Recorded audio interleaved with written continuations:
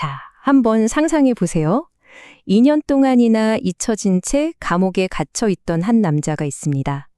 그런데 이 남자가 자신을 죽이려는 암살 계획을 글쎄요, 황제에게 가는 직행 티켓으로 바꿔버렸다면 믿으시겠어요?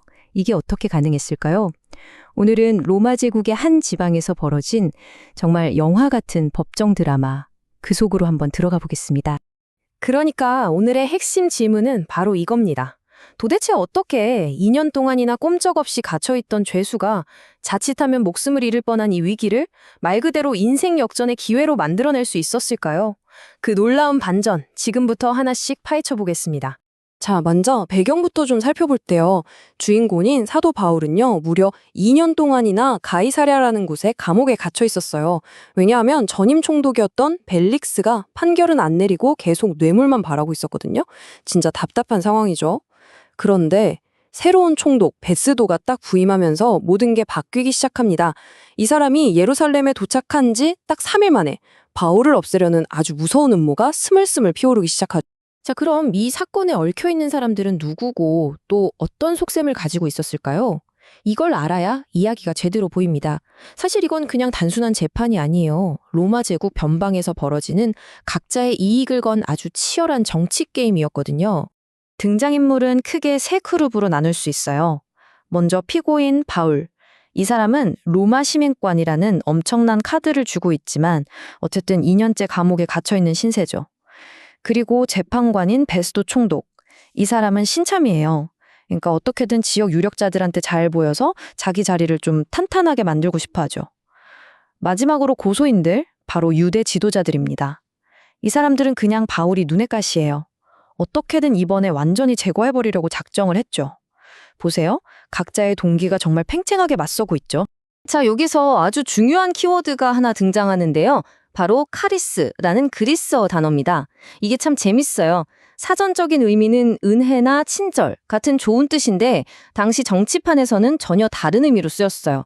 일종의 정치적인 호의, 그러니까 서로 주고받는 거래 같은 뉘앙스였던 거죠.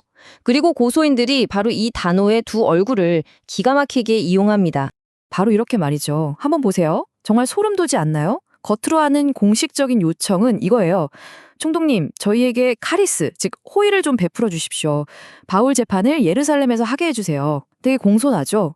하지만 진짜 숨겨진 의도는 뭐였냐? 바로 이거였습니다. 그래, 예루살렘으로 데려오는 길에 매복했다가 그를 죽여버리자.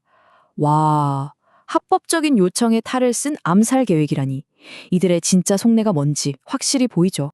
근데 신임 총독 베스도도 처음엔 만만치 않았어요. 딱 잘라서 안 된다고 합니다. 바울은 지금 가이사랴에 있으니 고소할 거면 당신들이 직접 거기로 와라. 이렇게 원칙대로 나간 거죠. 일단은 로마 법 절차를 따르겠다. 이런 태도를 분명히 보여준 거예요.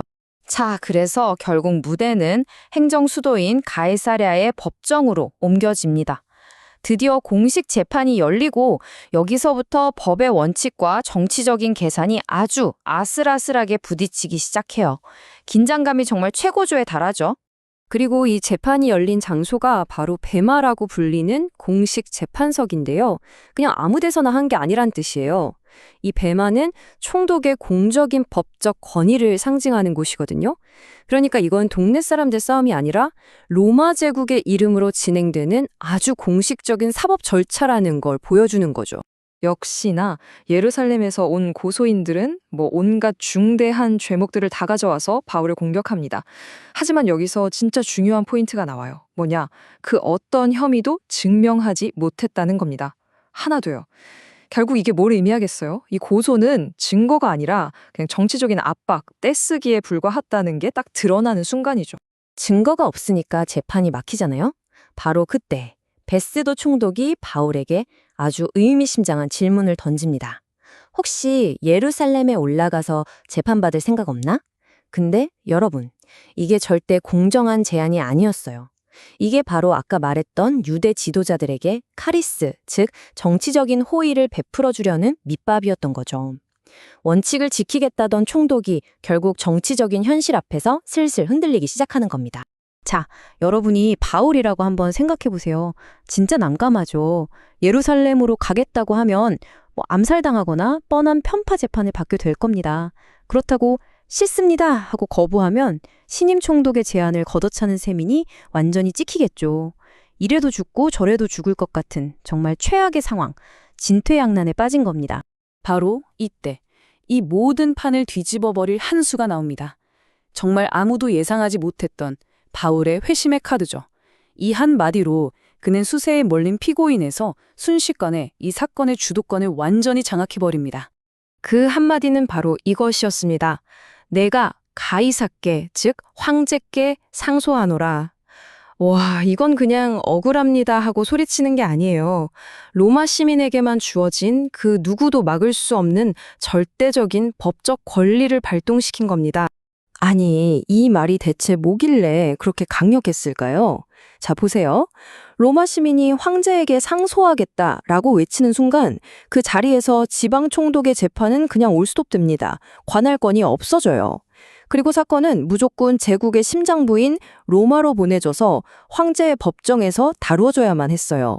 그러니까 베스도의 정치적인 계산도 유대 지도자들의 살벌한 암살 계획도 이 합법적인 권리 한 방에 그냥 다 무력화돼 버린 거죠. 정말 대단하죠. 자, 그럼 이 법정 드라마가 여기서 어떻게 더 큰 이야기로 연결되는지 한번 볼까요? 바울의 이 상소는요, 단순히 위기를 모면하기 위한 임기응변, 그 이상이었습니다. 이 표를 보면 모든 게 딱 정리됩니다. 보세요. 유대 지도자들의 동기는 뭐였죠? 바울을 죽이는 거였어요.